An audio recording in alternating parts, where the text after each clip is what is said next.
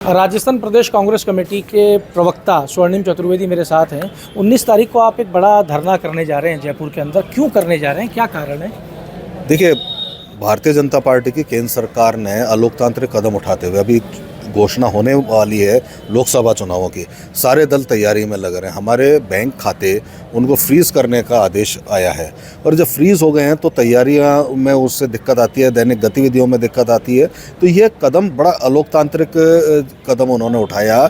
इसके विरोध में पूरे देश भर में आंदोलन हो रहा है और राजस्थान में सभी जिला कांग्रेस कमेटियां आयकर भवन के सामने 19 तारीख को प्रदर्शन करें, यह निर्देश प्रदेश अध्यक्ष गोविंद सिंह डोटासरा जी ने दिए हैं।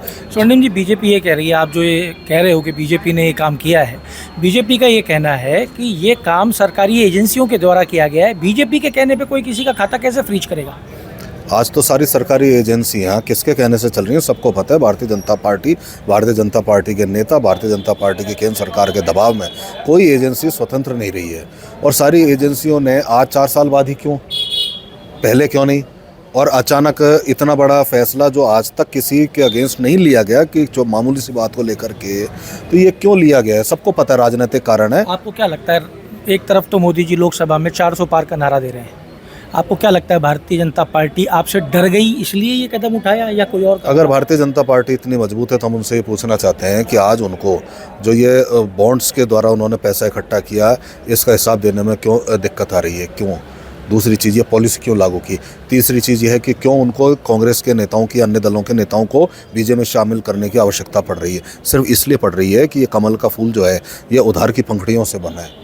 उधार की पंखुड़ियाँ हैं, खुद बीजेपी के पास खिलाने के लिए कमल नहीं है, इसलिए पंखुड़ियाँ ला करके जोड़ रहे हैं। और बीजेपी ये कहती है कि जो इंडिया गठबंधन आपने बनाया था उसके तो चुनाव से पहले ही टुकड़े टुकड़े हो गए। देखिए, गठबंधन बनाने का एक प्रयास होता है। गठबंधन में कुछ लोग साथ रहते हैं, कुछ नहीं रहते हैं, ये अपनी अपनी राजनीति है। हमने हमारा प्रयास किया था। कांग्रेस पार्टी चुनाव लड़ती है, कांग्रेस पार्टी अपने हिसाब से जो साथ मिलेगा उनका सम्मान करेगी और जो साथ नहीं है तो वो नहीं है तो नहीं है, पहले भी नहीं थे, ऐसा नहीं होता। लेकिन भारतीय जनता पार्टी ने भी जो गठबंधन बनाया था एनडीए का, सबसे पहले जो उनके कहना चाहिए सबसे पुराने जो पार्टनर थे, अकाली दल हो, अकाली दल के अलावा आप साउथ के देख लीजिए, सबसे पहले यही लोग छोड़ के गए थे। तो ये होता है, कुछ लोग साथ आते हैं, कुछ लोग साथ छोड़ के जाते हैं, ये चलता रहता है, राजनीति है। लेकिन भारतीय जनता पार्टी तो पार्टियों को तोड़ने का जो आज काम कर रही है, उससे ये स्पष्ट पता पड़ रहा है कि आज भारतीय जनता पार्टी कमज़ोर है। उनके पास नेता नहीं है, नेतृत्व देने के लिए, कार्यकर्ताओं को नेतृत्व देने के लिए आदमी नहीं है।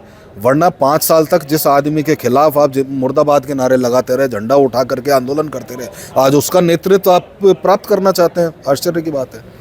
अब आप धरने पे वापस आ जाते हैं, उस दिन कार्यक्रम की रूपरेखा क्या रहेगी, किस तरीके से होगा, क्या करेंगे, कौन कौन शामिल होगा? सभी जिलों में प्रमुख कांग्रेस जन शामिल रहेंगे, जिला कांग्रेस कमेटियों में।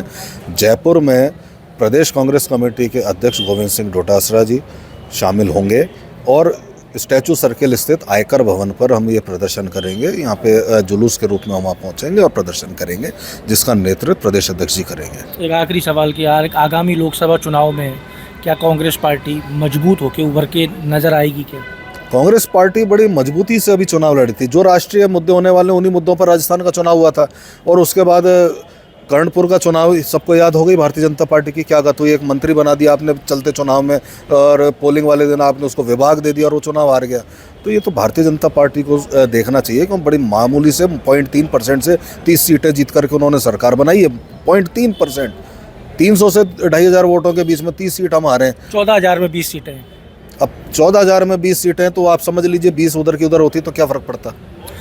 तो 20 सीटें अगर इधर की उधर हो जाती तो कितना फ़र्क पड़ जाता? 0.3% के मार्जिन से चुनाव आ रहे हैं। कांग्रेस पार्टी पूरी मजबूती के साथ में चुनाव लड़ेगी।